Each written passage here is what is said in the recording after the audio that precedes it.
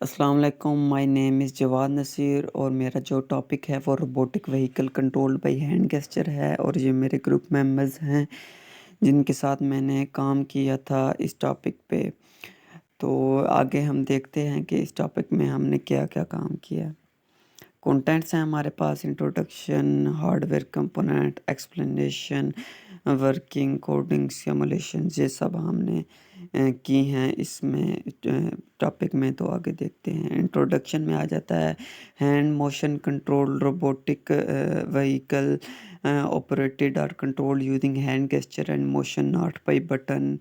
इसमें ये कहा गया है कि हमने जो रोबोटिक व्हीकल बनाई है वो हमने हाथ से कंट्रोल होने वाली व्हीकल बनाई है, नहीं कि ये नहीं है कि हमने बटन से या किसी और चीज़ से हमने हाथ से कंट्रोल किया है। Combines the fields of robotic and motion sensing to create hand freeze and initiative control interface for the vehicle, capturing the hand movement and gestures of the operators and translating them into commands for vehicle। जो हमारे hand movement होगी वो जो हमने उसको translate किया होगा coding में, जो माइक्रो कंट्रोलर में हमने दिया होगा, वो माइक्रो कंट्रोलर आगे व्हीकल को कमांड देगा कि गाड़ी ने आगे किस साइड पे मूव करना है, आगे जाना है, पीछे जाना है। This is done using sensor. ये सेंसर से भी हो सकता है या अगर आप वायर्स वाला यूज़ कर रहे हो विदाउट सेंसर तब भी हो सकता है। द कैप्चर हैंड मूवमेंट और then process by the vehicle control system determine the desired action such as moving. आगे हमारे पास हार्डवेयर कंपोनेंट्स आ जाते हैं जिसमें सबसे मेन है 8051 micro controller, motor driver IC, DC motor, register, chassis of robotic vehicle, मतलब उसकी बॉडी होगी जो गाड़ी की होगी। उसके बाद हमारे पास हैंड ग्लव हो जाता है, पीसीबी, ब्रेडबोर्ड और हमारे पास जो है लास्ट पे बैटरी जिसकी वजह से जो हमारा जो सारी चलती है।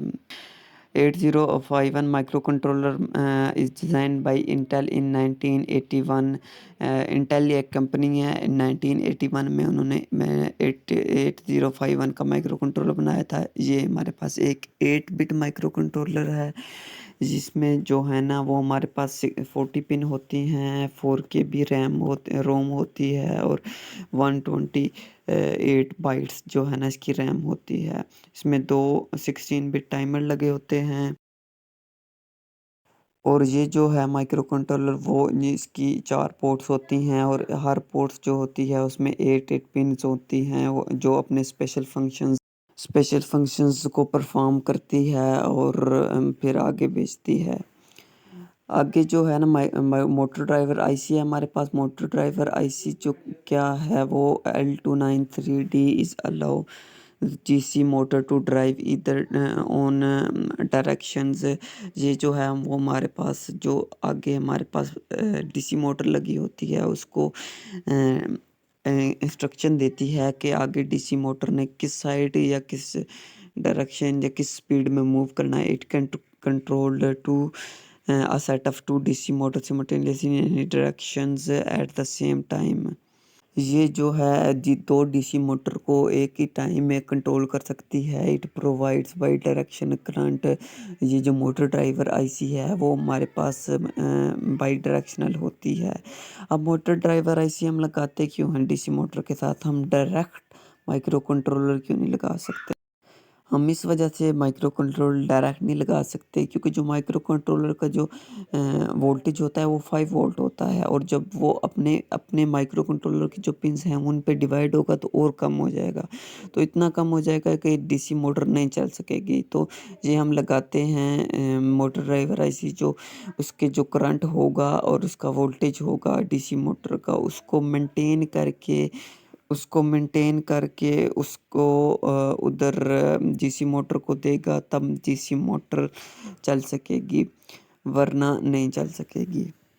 मोटर ड्राइवर आईसी का जो एवरेज करंट होता है वो 600 मिली एम्पेयर होता है और जो एवरेज वोल्टेज होता है वो 4.5 वोल्ट से लेके 36 वोल्ट तक होता है। नेक्स्ट हमारे पास जो फर्स्ट पिन होगी वो हमारे पास इनेबल पिन होगी, जो उसका डायरेक्शन भी कंट्रोल करती है, स्पीड भी कंट्रोल करती है। अगर ये हमारे पास पिन ऑफ हो जाए तो पूरी जो हमारी जो इस साइड वाली लेफ़्ट साइड वाली जो है ना मोटर, डीसी मोटर, वो नहीं चल सकेगी। इनपुट आगे पिन होती है, इनपुट वो है जो माइक्रो कंट्रोलर से जो हमारे पास इंस्ट्रक्शन आती है वो हमारे पास इनपुट को लगती है। दूसरी हमारे पास आउटपुट है जो डीसी मोटर को लगती है। जो डीसी मोटर को लगती है, जैसे कि हमारे पास जो आउटपुट होगा, हमारे पास 1 है तो डीसी मोटर को 1 जा रहा है कि वो मोटर चलेगी, आगे फॉरवर्ड चलेगी या रिवर्स चलेगी। अगर 0 है तो वो नहीं चलेगी। नेक्स्ट जो पिन है वो हमारे पास ग्राउंड है। नेक्स्ट आगे जो आउटपुट है वो हमारे पास वो भी डीसी मोटर के साथ कनेक्ट है, और इनपुट जो है वो इनपुट आ रहा है माइक्रो कंट्रोलर के साथ। जो वीसीसी है वो हमारे पास ये है कि जो डीसी मोटर को जितना वोल्टेज चाहिए होता है, हम वीसीसी को उतना ही वोल्टेज देंगे तब चलेगी हमारे पास। आगे डीसी मोटर है। डीसी मोटर एक डायरेक्ट करंट मोटर है, is a type of electric machine that converts electrical energy into mechanical energy.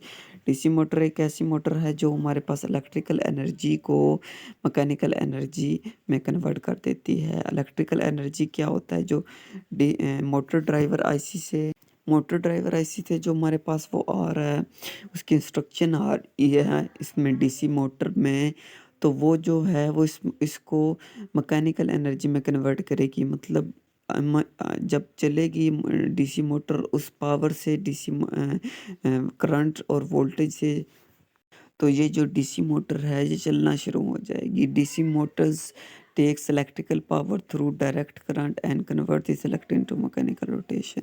ये जो इलेक्ट्रिकल पावर होती है डायरेक्ट करंट से जो मोटर ड्राइवर से आ रहा है, उसको हमारे मैकेनिकल रोटेशन में, मतलब मैकेनिकली घुमाने में काम आती है।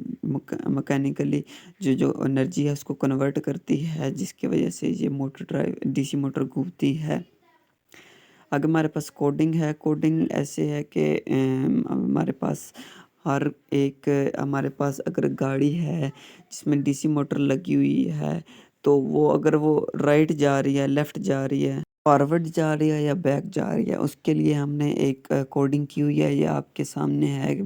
मूव फॉरवर्ड के लिए क्या किया हुआ है, बैक, राइट, लेफ़्ट, फिर हमने डिले डाला हुआ है, फिर हमने इनर लूप लगाया हुआ है, और इस सारे को डिक्रीमेंट करके इनर लूप के साथ और डिले लूप के साथ फिर हमने रिटर्न कर दिया है। तो ये जो हमारे पास जो इसकी सिमुलेशन है इस सारे टॉपिक की, हमारे पास hand motion control robotic vehicle की जो हमने कोडिंग की हुई है, उसके बाद इसकी जो सिमुलेशन आएगी वो हमारे पास ये है। सबसे पहले हमने माइक्रो कंट्रोलर लगाना है। 8051 माइक्रो कंट्रोलर के साथ हमने कनेक्ट करनी है L293D IC motor driver IC के साथ हमने माइक्रो कंट्रोलर को कनेक्ट करना है। हम किसी के साथ अगर हमने कोडिंग की हुई है, हम कोडिंग में किसी पोर्ट के साथ हम कनेक्ट कर सकते हैं, लेकिन हमने इस कोड में हमने की हुई थी कोडिंग पोर्ट 2 के साथ। तो हम पोर्ट 2 के साथ जब हम कोडिंग करेंगे तो कुछ पिन हमारी जैसे कि 2.0, 2.1, 2.54 तक हमारे पास जो है ना वो इसके साथ मोटर ड्राइवर आईसी के साथ कनेक्ट हो जाएंगी। 2, 7, 10, 15 जो पिन्स हैं वो हमारे पास वो जो है ना वो माइक्रो कंट्रोलर के साथ कनेक्ट हो जाएंगी। जो 2.4 से 2.7 तक है ना, उनके यहाँ उसके साथ हम स्विचेस ऐड करेंगे। एक के साथ फॉरवर्ड, एक के साथ बैकवर्ड, एक के साथ राइट, एक के साथ लेफ़्ट, और ये जो सारी हैं उनको सब एक दफ़ा हम ग्राउंड कर देंगे, एक साइड उनकी। तो फिर जो है ना वो हमारे पास मोटर ड्राइवर आईसी पे आ जाते हैं। इसकी जो 9 और 1 पिन है उसको हम वीएसएस कर देंगे। जो उसको हमने U2 नाम दे लिया है, इसको हम वीएसएस कर देंगे, और 16 नंबर पिन को भी हम वीएसएस कर देंगे। फिर जो 8 नंबर पिन है वीएस, उसको हम बैटरी के साथ कनेक्ट करेंगे, जिससे हमें वोल्टेज मिलेगा, और ग्राउंड पिन जो है उसको हम नीचे ग्राउंड कर देंगे। अब जो हमारे पास 4 पिन्स रहती हैं, एक 2 आउटपुट और 2 इनपुट सॉरी इनपुट्स तो हमारे पास जो माइक्रो कंट्रोलर का है वो हमने इनपुट्स लगा दी हैं। 4 हमारे पास आउटपुट रह गई हैं जिसके साथ हमारी 2 डीसी मोटर चलेंगी। एक आउटपुट 1 और एक आउटपुट 2 के साथ 2 जो हमारे पास वायर्स हैं वो एक डीसी मोटर के साथ ऊपर वाली डीसी मोटर के साथ कनेक्ट होंगी और जो आउटपुट 3 और आउटपुट 4 हैं तो ये नीचे वाली डीसी मोटर के साथ कनेक्ट होंगी। तो ये हमारे पास ये जब हम ऑन करेंगे, हम इसको रन करेंगे तो ये हमारे पास जो दोनों डीसी मोटर्स हैं ये हमारे पास चलना शुरू हो जाएंगी। और ये जो है एक और इसमें कन्फ्यूजन ये होती है कि जब ये जो हमने स्विचेस लगाए हुए हैं, जब हम फॉरवर्ड को ऑन करेंगे तो हमारे पास वो जो मोटर्स हैं वो दोनों फॉरवर्ड में ही जाएंगी, आगे ही जाएंगी। अगर हम दोनों बैकवर्ड का स्विच ऑन कर देंगे तो ये पीछे ही आएंगी। और अगर हम राइट वाला स्विच को ऑन करते हैं तो जो राइट वाली मोटर है वो आगे जाएगी और जो लेफ़्ट वाली मोटर है वो उधर ही खड़े रहेगी। तो तब हमारे पास राइट जाएगा और लेफ़्ट वाली भी लेफ़्ट वाली ऑन करेंगे तो आगे जाएगी और राइट वाली इधर ही रहेगी। तो ये हमारे पास सारी hand motion control robotic vehicle की एक्सप्लेनेशन है।